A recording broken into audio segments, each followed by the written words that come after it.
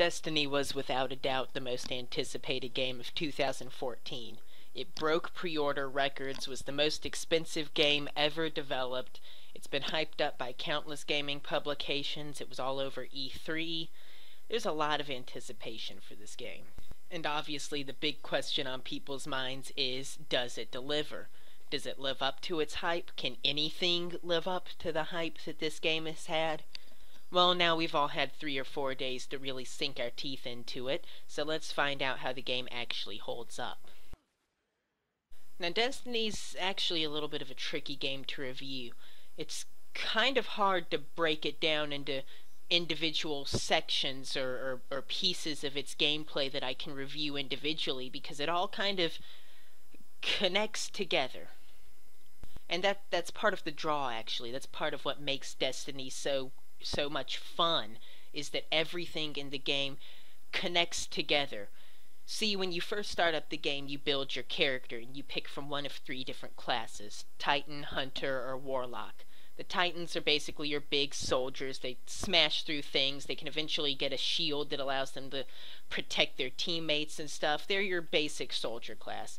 Then you get your Hunter, which is your sniper, or your pistol gunslinger, the one that most of Xbox Live probably chose. And then you've got your Warlock, which is more mystical. You can eventually gain the ability to teleport, things like that. And from there you level up your character through all the different areas of play. The progression system's extremely well done. The game is always giving you just enough to keep you wanting to play. The progression's very well paced. You'll find just enough loot to improve yourself a little bit, but not quite enough that you can say, okay, I'm satisfied with this. They always manage to keep you going. There's always something else you want to get, or there's always another item you want to grind for. It's very well designed and actually stays fairly fun throughout the whole game. And the loot that you do get is pretty cool. You get armor pieces that you can purchase or that you'll occasionally find in loot drops out in the field that not only make your character look different, but they also upgrade your durability in combat. Or you'll find new weapons out in the field, or you'll harvest resources that you can trade in for money to purchase stuff back at the main hub world, the tower, which I'll get into in a little more detail later. You can purchase emblems to customize your character, unlock different grenade types, different weapons. The progression system's very well designed. It hooks you into the game. And fortunately, you'll want to keep playing the game long enough to get the high-end loot. The actual core gameplay of the game is extremely well designed. The shooting works well, the weapons are varied and fun to use, there's enough variety in enemy types to keep things from getting stale, and the guns have a nice kick to them that just makes the combat very satisfying. Now, enemy AI can be a little simplistic at times. They're not the best tacticians you'll ever see, but I can forgive that. It doesn't really take away much from the actual gunplay. Bungie has definitely carried over everything they learned from their work on Halo. Now, none of that would really count for a whole lot if the game built around the shooting wasn't very interesting, but fortunately it is. In fact, the game built around that shooting is fantastic, and it does a really good job of blending single-player and multiplayer together in a really interesting way that I'm kind of interested to see if other developers will attempt to do something similar to in the future.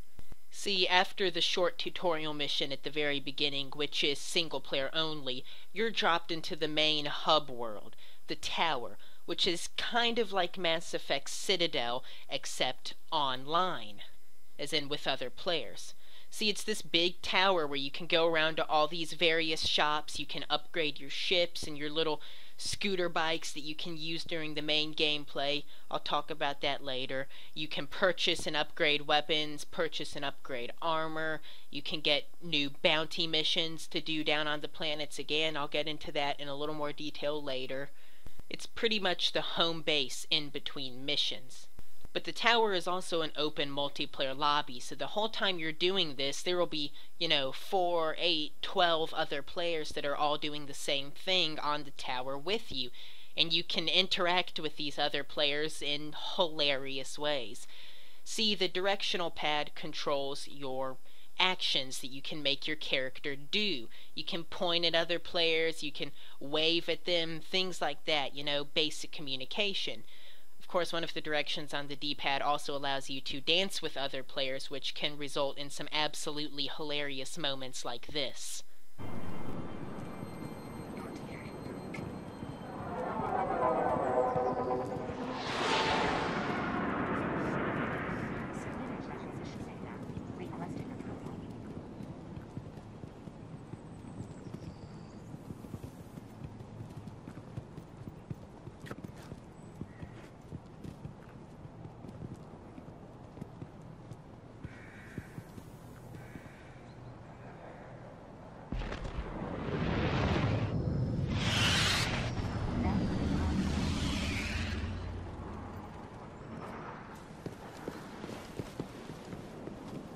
It's like Bungie knew online gamers were incapable of taking anything seriously, so they just said, screw it.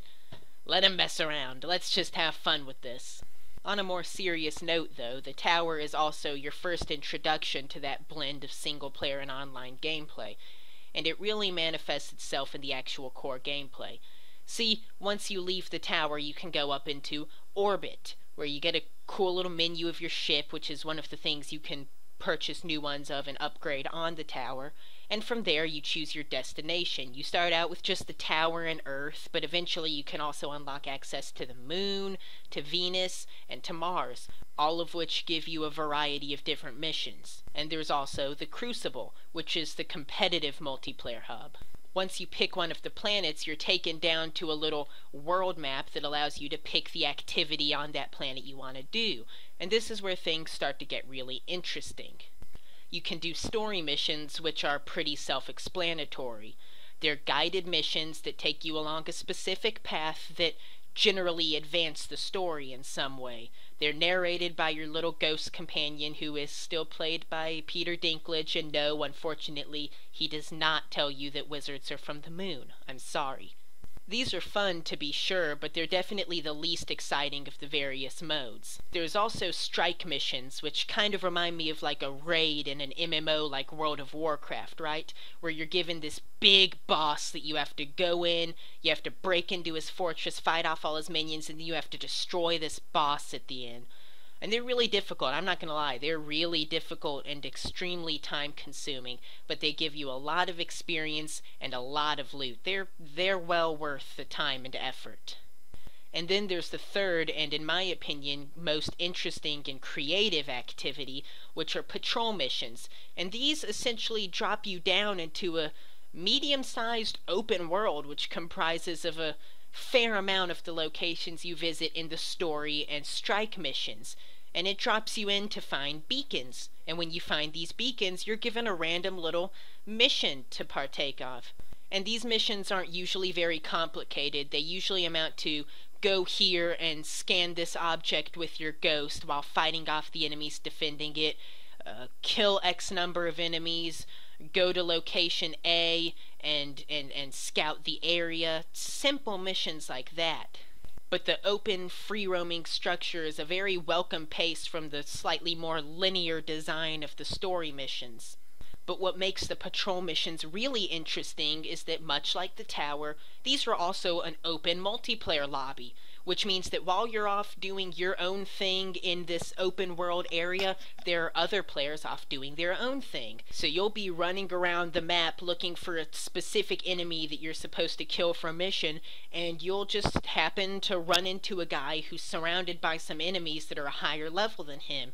So you can drop in and fight those enemies off for him, and then the two of you will run off and do a couple missions together. Then he'll bail, and you'll be running around, and you'll get in a mess, and other players will come in and bail you out. It's a very interesting dynamic. And to be honest, when I first heard about it, I was a little leery of the idea. After all, I generally tend to prefer single-player experiences to multiplayer ones. And so I was a little concerned that there was no single-player functionality in Destiny. But the multiplayer is never forced on you. Sure, you'll see other players when you're wandering around this world, but you never have to interact with them if you don't want to. But they're always there as an option. It's a really clever mechanic that kind of blurs the lines between single player and multiplayer in a really interesting way that I don't think has ever really been done before. I'm certainly interested to see if other developers will try and do a similar thing in the future. It's a really clever idea. And of course, that open lobby formula also carries over to the strike missions and the story missions. In fact, the strike missions are the only part of the game, aside from competitive multiplayer, where playing with other players is mandatory. If you're not in a fire team, which is essentially a little party of you and your friends, the strike missions will take you to a matchmaking lobby, where it will pair you up with other players, and then you'll all spawn into the world and take on the boss together. And believe me, you're going to want the help, because those strike missions are impossible to do solo. I guarantee you couldn't do it on your own. You have to have other players. And of course, there are other really cool bits of gameplay, again, mostly in the patrol missions, which I can't stress enough are extremely cool. I love that mechanic. I love that whole idea. But anyways, while you're wandering around in those strike missions, occasionally these big random missions will pop up that aren't just for you, that you start for yourself. They're for everyone in the game world at the time, or in your specific lobby. For example, sometimes a satellite will fall out of orbit and crash into the ground on the map, and you'll have to link your ghost up to it to collect data from it, and you'll have a certain amount of time to collect data from it before you fail the little mission. And the whole time you're doing that, enemies will be coming at you trying to prevent you from doing that. And other players can come in and help you out and link their ghosts up, and the more ghosts you have linked up, the faster the objective counts down, or the faster it completes, excuse me, but at the same time, the more enemies show up to try and stop you. It's a really clever idea. It provides kind of a central point for everyone to come together for a minute and do this objective together before going off their own separate way. And of course, the loot and experience for those is fantastic. They're a really good way to level your character up, and a really clever mechanic to kind of break up the repetition of the other missions that you pick up in the patrol mode, because to be honest, there's not a whole lot of variety. There's maybe 4 or 5 mission types that you can activate, and they are definitely of varying quality. Some of them are much more fun than others. But really, complaining about a few small optional missions in the patrol mode being not that engaging is a really small complaint when you look at the amount of content here with the story missions, which there have to be over 24 of those. There's the strike missions, which are extremely long, so they'll take up plenty of time, and of course the patrol missions are almost an endless funnel of content for you, so there's a lot to do here, and I haven't even scratched the surface of competitive multiplayer yet. But I'm about to, don't worry. Now, the competitive multiplayer is definitely the least innovative aspect of Destiny, but it's still fun. You've got Control, which is essentially domination or conquest. You've got Clash, which is good old-fashioned team deathmatch. Rumble, which is a free-for-all mode. You've got a 3 versus 3 team deathmatch mode. And Salvage, which plays a little bit like Kill Confirmed from Call of Duty, but not entirely. It's team deathmatch. You get points for kills, but you also get bonus points for picking up relics scattered across the map. They're not anything terribly new, but they're a fun distraction when you get tired of the cooperative modes.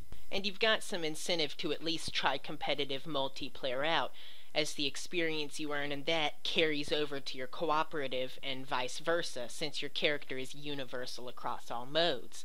So if you find yourself hitting a wall in the story, you can hit some competitive matches, level up, and then come back to cooperative and breeze through the story.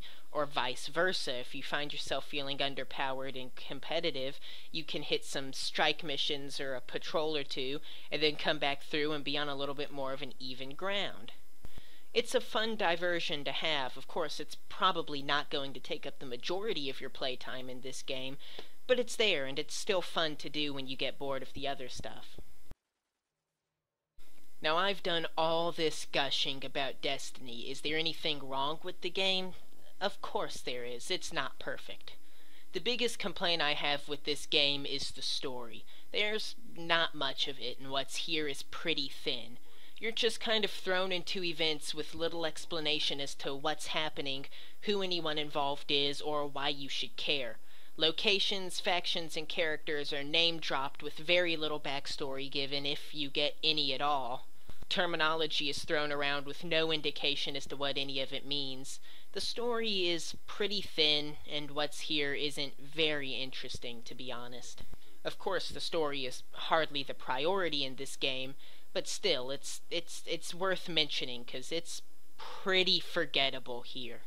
And as much as I love Peter Dinklage, he doesn't do a terribly good job of making it any more interesting than it already is. He's not terrible, he does a serviceable job, but he's just not very exciting either. And I'm not trying to knock Peter Dinklage, I think the guy's an awesome actor, but he just doesn't do a whole lot with his role. And granted, he is playing a robot, but still, I was kind of hoping that he would manage to make the story a little more interesting, and he really doesn't.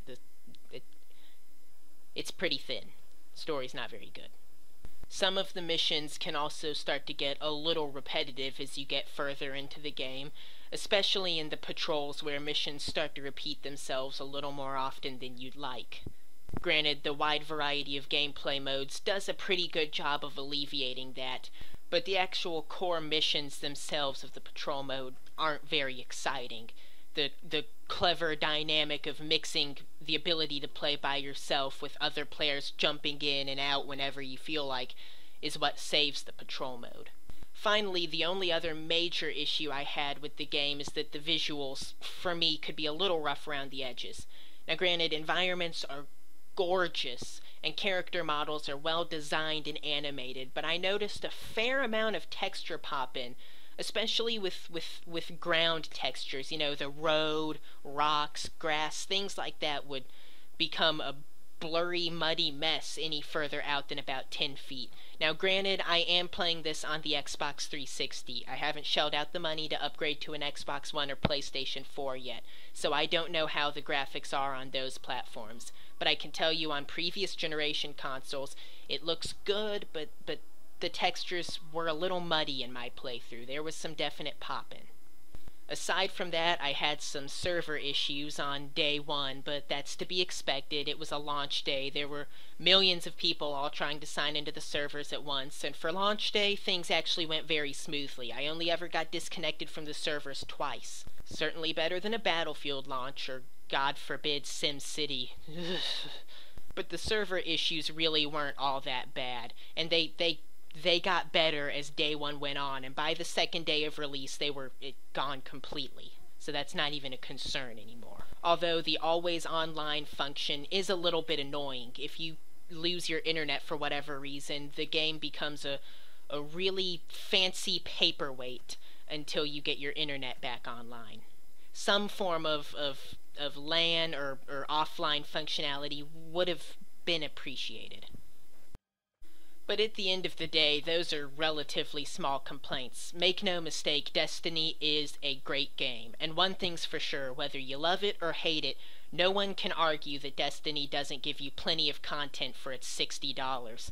Between the story missions, of which there are a lot, the strike missions, the open world patrol areas, and the variety of competitive modes, the lengthy progression system, there's a lot to do here for your $60, so you certainly can't complain about getting ripped off. Now granted, that content is of varying quality. There's some of it that's definitely better than the rest, but none of it ever stands out as truly bad. Even the worst parts of Destiny are still okay.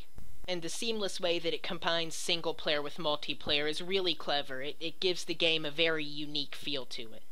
So at the end of the day, is Destiny the giant revolution in first-person shooters that Bungie and Activision would love for you to believe it is? I'm not sure I'd go quite that far, but make no mistake, Destiny is a great game, and one well worth your $60. Having played Destiny almost non-stop since it released back on Tuesday, I feel very confident in giving this game an official score of an 8.5 out of 10. It is well worth your time and money, and I highly recommend you check it out. As always, I'm Alabman98, and thanks for watching. Have a great day.